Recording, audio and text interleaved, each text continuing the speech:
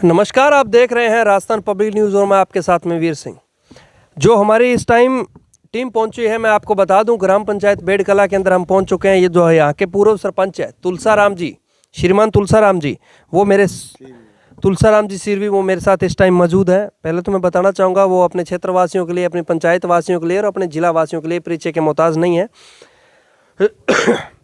अगर बात आती है उन बड़ी शख्सियत में, जैसे मान लीजिए भामाशाहों के रूप में ले लीजिए, उस पूंजीपति लोगों में ले लीजिए, लेकिन आप जज तो नहीं कर सकते, लेकिन पूंजीपति लग तो नहीं रही है, लेकिन उन शख्सियतों में नाम आता है तो नाम इनका भी ज़रूर आता है। तो पहले तो मैं बताना चाहूँगा, बड़े डाउन टू अर्थ व्यक्ति हैं। मेरे साथ 1.5 घंटे पहले हम मिले थे, जब हमारी बातचीत शुरू हुई है। एक बार मैं दिखाना चाहूँगा, पहले तो आप ये इनकी शख्सियत को देख लीजिए। इस टाइम तुलसाराम जी, श्रीमान सिरवी साहब मेरे साथ बैठे हैं और मेरे पीछे का व्यू देखिए, जिस तरह से वातावरण, पेड़ पौधे लगा रखे हैं, और उससे पीछे आप देखिए मेरे कैमरामैन के पीछे जिस तरह से इन्होंने एक शानदार घर बना रखा है। तो उस घर के अंदर आप देखोगे कि आवारा पशु घूम रहे हैं। ये देख लीजिए, मैंने सरपंच जी को बोला कि सरपंच साहब, ये पशु आपने बाहर के आए हुए हैं आपके अंदर, लेकिन बोल रहे हैं कि साहब ये हमारे अपने ही है, हमारी जो पार्क की कटिंग हो रही है वो चल रही है। क्या बात है, आप देख सकते हो। बड़े अच्छी लगी मेरे को बात इनकी जान के। पूर्व सरपंच साहब, पहले तो बहुत बहुत चैनल में स्वागत है। आपका इंट्रो देने की ज़रूरत ही नहीं पड़ती। अगर आपके क्षेत्रवासियों की बात करें तो आपको बाई फेस आपके नाम से जानते हैं और आपके चेहरे को देखते लोग पहचान जाते हैं। इतनी बड़ी शख्सियत होने के बाद में लोग कपड़ों की क्रीज नहीं टूटने देते। आपने तो कपड़े बड़े सादगा, सिंपल, और पैरों में मात्र 200-250-300 रुपये वाली चप्पल पहन रखी है। और वो भी मैं बताना चाहूँगा, पहले तो मैं इनको मिला देता हूँ आपसे। सर नमस्कार, बहुत बहुत स्वागत है पहली बार चैनल में। धन्यवाद सर, आपका भी हमारे यहाँ पधारने के लिए। और आप हमारे गांव की जो नीति है ना, हमारा गांव बेड़कला इतना साफ़ सुथरा, और हमारे यहाँ के लोग हैं ना, इतने बढ़िया लोग हैं कि एक दूसरे की बात समझते हैं, एक दूसरे की सुनते हैं, एक दूसरे की मानते भी हैं। और एक बात बताऊं सर, मेरा तो राजनीति का कोई करियर ही नहीं था, फिर भी गांव वालों ने अगर इच्छा जाहिर की तो मैं गांव वालों की इच्छा को ठुकरा नहीं सका। क्या बात है सरपंच साहब, जिस तरह से आपने पूर्व में अपना कार्यकाल भी निकाला, और कार्यकाल पे भी मैं बात करूंगा, उससे पहले मैं एक बात करूंगा कि आपसे मिलके कोई जज नहीं कर सकता आपको कि इतना कुछ होने के बावजूद भी आप बिल्कुल सादगी जीवन के साथ में जुड़े हुए हैं। जिस तरह से आपके जो भाई साहब आपके साथ में खड़े हैं, खैर इनके बारे में पूरी तरह से नहीं जानता, लेकिन इन्होंने मेरे को एक बात बोली थी।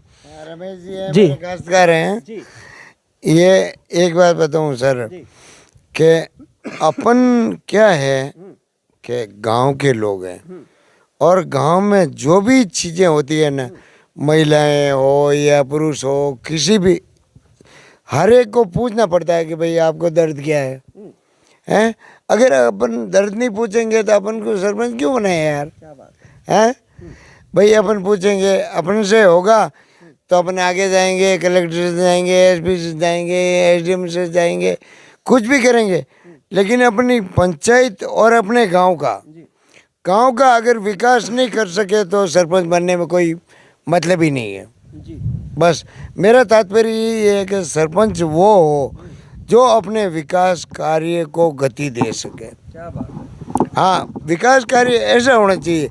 एक बात बताऊं भाई साहब, आप पत्रकार भी हो, सब बातें मेरे को मालूम है, आप नोट भी कर रहे हो, लेकिन हर चीज़ की समस्या का समाधान क्यों होता है कि किसी से पूछते हैं जब कि भाई आपकी परेशानी क्या है, कि भाई मेरे खेत में अगर कल्याण में पानी की ज़रूरत है तो पानी नहीं मिलेगा तो फसल कैसे होगी।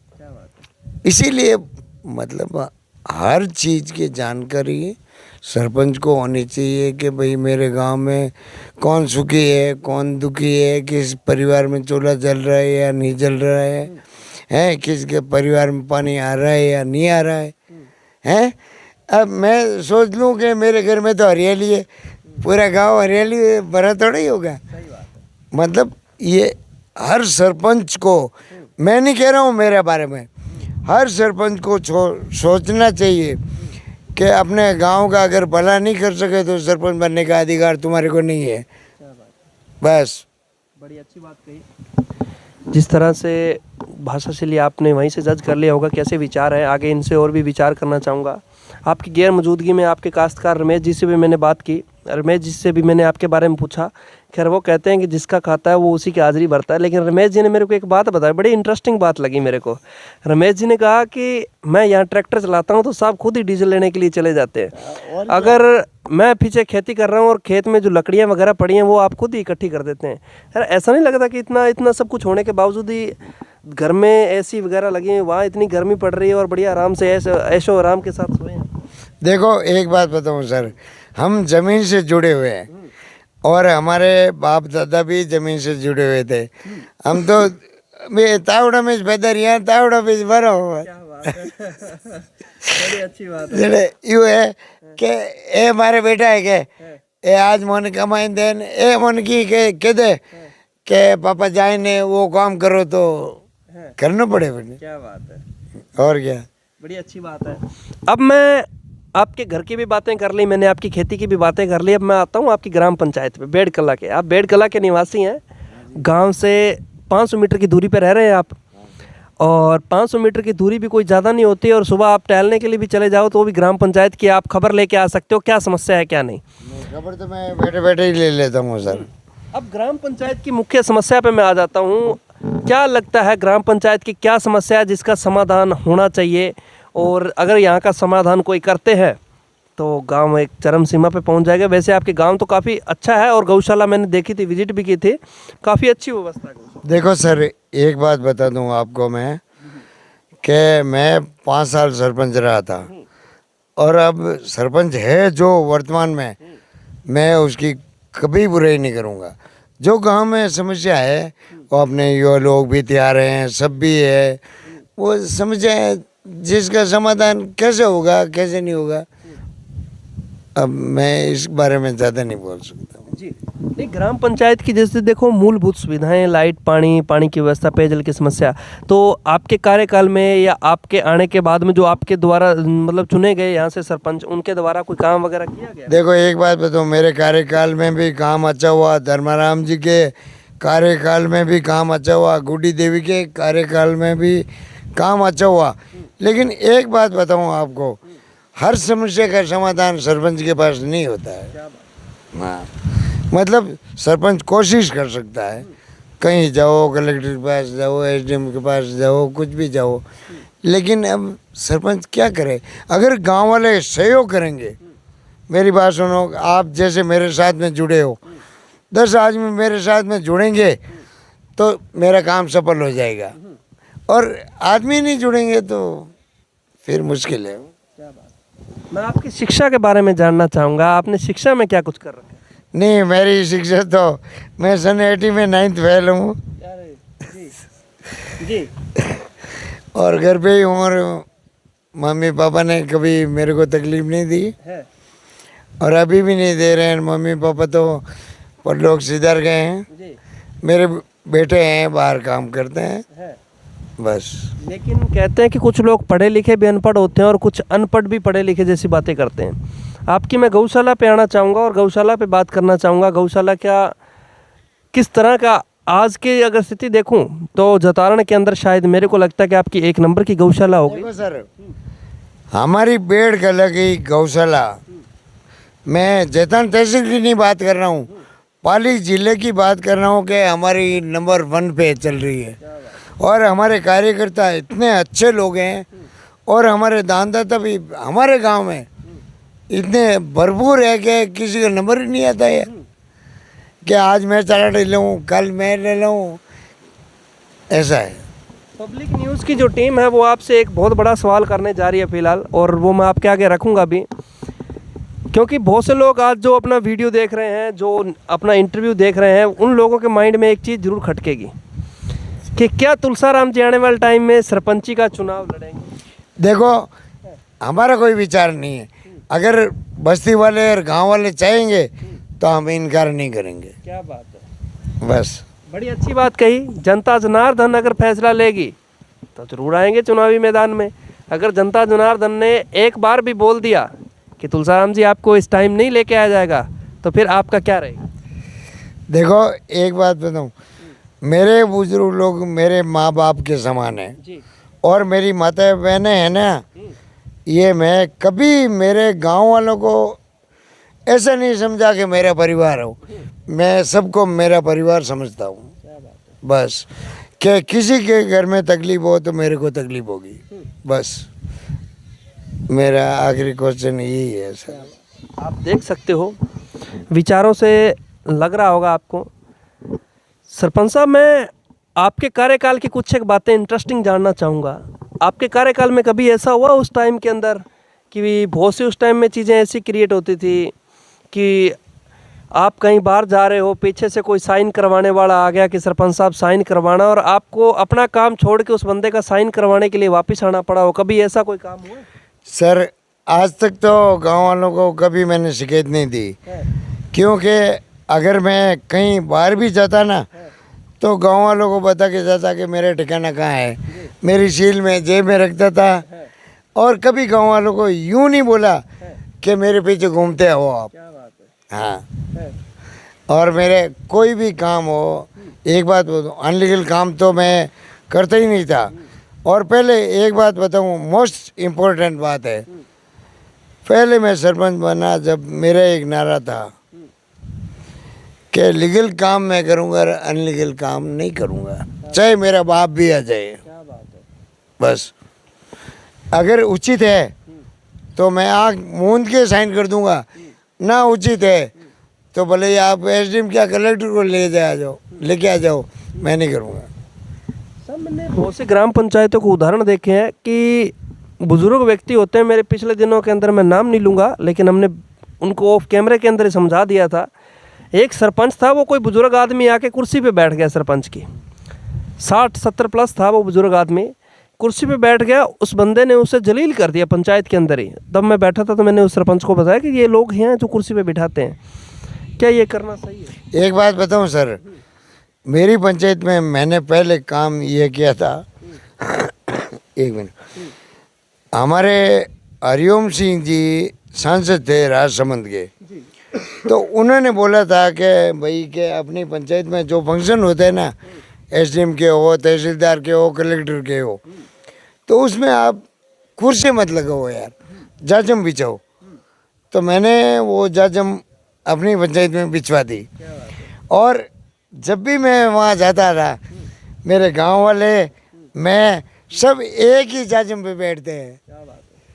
और कभी यूँ नहीं कहता मैं कि तू नीचे बैठ या तू ऊपर बैठ, नहीं, मेरे माँ बाप हो। सिरवी साहब, मैं एक चीज़ आपसे और जानना चाहूँगा। मेरी 2 सवाल रहेंगे आपसे, last and most and important सवाल है मेरे। समाज की बात आती है, धर्म की बात आती है, मृत्यु भोज की बात आती है, बाल विवाह की बात आती है, तो बड़े पैमाने पे ये पुरानी चली आ रही कुर्तियों पे बड़ा ध्यान दिया जाता है। तो मैं वो आपसे जानना चाहूँगा, क्या मृत्यु भोज आपके हिसाब से बंद होने चाहिए या नहीं होने चाहिए? देखो सर, ऐसा है कि अगर मेरे परिवार में मैं गुजर गया, वहाँ लोग बैठ के चूर चूर के रोटियां खाएंगे तो आपको भी उचित नहीं लगेगा और मेरे भी नहीं लगेगा। इसलिए मृत्यु भोज ऐसा होना चाहिए कि भाई जैसे बनिया महाजन करते हैं ना, गांव में भी करते हैं, हमारे तो यहाँ खुली जगह है, गांव में करते हैं तो कैसा है कि चाय पानी पी ली, बीड़ी सिगरेट पी ली और राम राम जी, ऐसा होना चाहिए। मृत्यु भोज के मैं तो बराबर खिलाफ हूँ सर। मारवाड़ की परंपराएं तो बड़ी अलग तरीके की हैं, और अगर किसी का हो गया तो उसको मान लीजिए कि 3 से 4 लाख के नीचे वो व्यक्ति आ जाएगा। आप समझ गए होंगे मैं क्या कहना चाहता हूँ। देखो एक बात बताऊँ, वो 3-4 लाख के नीचे क्यों आता है, वो आपको देख के आता है। क्यों, आप उस टाइम आपके पापा गुजर गए तो आपने ऐसा किया, 5 पकवान बना दिए, अमल चालू कर दिया, वो कर दिया, तो वो बेचारा गरीब आदमी ऐसे डूब के मर जाएगा कि भाई फलाने ने ऐसा किया तो हम थोड़ा बहुत तो करें यार। अरे उसके ऊपर कर्जा हो जाएगा, ज़मीन बेचेगा, बेचारा क्या करेगा। आप जैसी बड़ी बड़ी शख्सियतें कुछ समय मिला हूँ जब वो ये बात कहते हैं, यार हम क्यों ना करें, हमारे तो पिताजी इतने भाई इतनी बड़ी संपत्ति छोड़ के गए हैं। एक बात बताऊँ, अगर मैं, आप तो मेरे बेटे के समान हो, संस्था को अगर शुरुआत करनी है तो अपन को पहल करनी पड़ेगी, चाहे मेरे को लोग बुरा कहे या अच्छा कहे, उससे कोई तात्पर्य नहीं रखना चाहिए कि मतलब इंसान ने जो आदमी पहल कर रहा है, मेरे घर में गाय चल रही है तो क्यों चल रही है, वो चल रही है उसकी मर्जी से चल रही है बस। अगर मेरे को तकलीफ नहीं है तो आपको क्यों होगी यार? सही बात है। हैं? मैं यही चीज़ पे बात करना चाह रहा था कि बहुत सी ऐसी चीज़ें आती हैं जब हम ऐसी ऐसी शख्सियतों से बात करते हैं कि आपके पिताजी इतनी संपत्ति छोड़ के गए, आप 2-3 लाख रुपए मृत्यु भोज के अंदर लगाओगे, इससे अच्छा कि शिक्षा के क्षेत्र में लगाइए पैसा। देखो एक बात बताऊं कि शिक्षा के क्षेत्र में जो इंसान, जैसे मेरे बेटे का, मेरी बात सुनो, मैं एक छोटा उदाहरण देता हूँ कि मेरे पोते का जन्मदिन है, मेरे पोते के जन्मदिन पे मैं लाख रुपए खर्च करके, बल्कि वही 1 लाख रुपया शिक्षा कोच में दूंगा, तो मेरा पोता मेरे को पता नहीं अभी तो देगा या नहीं देगा, बाद में तो देगा कि मेरे दादा ने क्या किया, मेरे बर्थडे पे 1 लाख रुपए शिक्षा कोच में दे दिए, 1 लाख रुपए गौशाला में दे दिए, 1 लाख रुपए गरीब अनाथों में दे दिए, वृद्धा आश्रम में दे दिए। ये सोच मतलब हर इंसान में होनी चाहिए। बड़ी अच्छी बात कही कि इसी तरह से मृत्यु भोज के ऊपर बात हमारी चल रही थी, और बाल विवाह पे भी बात करना चाहूँगा। ऐसे ऐसे समाज भी सर हमने देखे हैं कि बच्चों की शादी करते थे, छोटे छोटे बच्चे जिनके 18 साल अंडर एज के अंदर भी होते हैं ये, और उनकी शादियां कर दी जाती है और उन बच्चों को समझ भी नहीं होती। तो क्या इसके ऊपर कोई विचार करना चाहेंगे आप मेरे से?